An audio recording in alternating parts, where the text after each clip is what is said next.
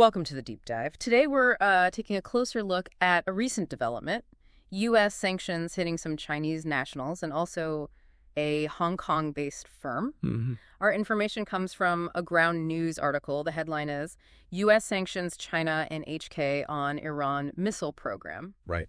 So our mission really is to understand the why behind these sanctions and, what the potential fallout might be based just on this report. Okay. So starting with the who. Yeah. The U.S. has pointed fingers at specific individuals from Chinese nationals, as the article calls them. Right. And also one specific company based in Hong Kong.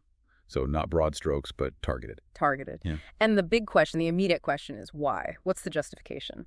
Well, the Ground News report is pretty direct. It states the U.S. rationale is that these individuals and the firm were aiding Iran's missile program. Aiding Iran's missile program. That's the core reason given. Exactly. And it seems the U.S. Treasury Department elaborated a bit. Brian Nelson, he's the Undersecretary for Terrorism and Financial Intelligence. He's quoted.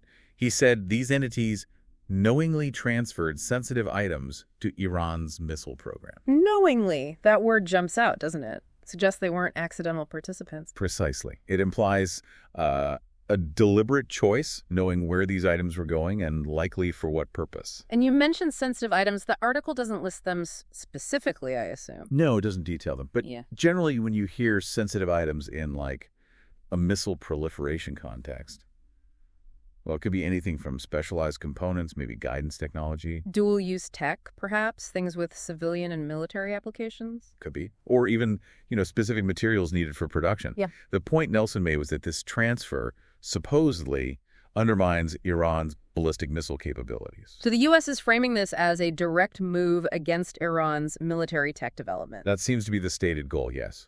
Trying to hinder their progress in that specific area. Is this, is using sanctions like this a common tactic for the U.S. in these situations?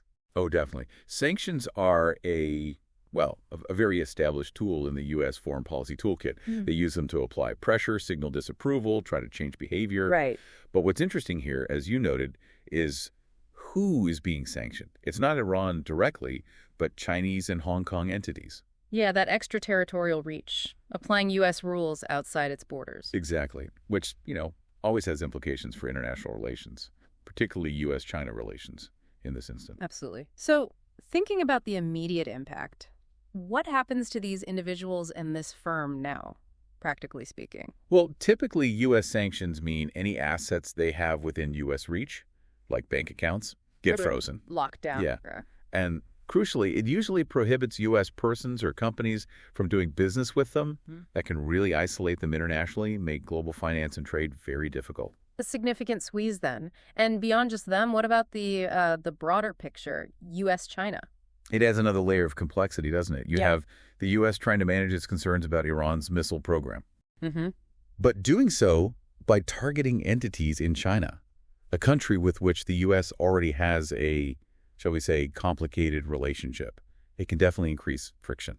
So it really highlights that balancing act the U.S. has to perform, addressing Iran concerns while navigating the huge relationship with China. That's a good way to put it. Okay, so let's try and summarize the core takeaway from this Ground News report.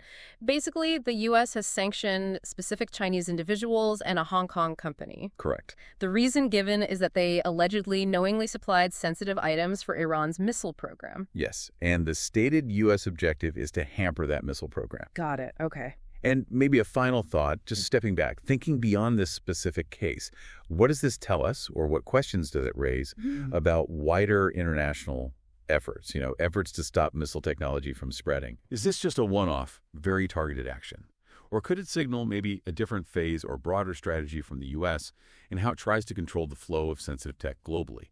Something for you, the listener, to think about.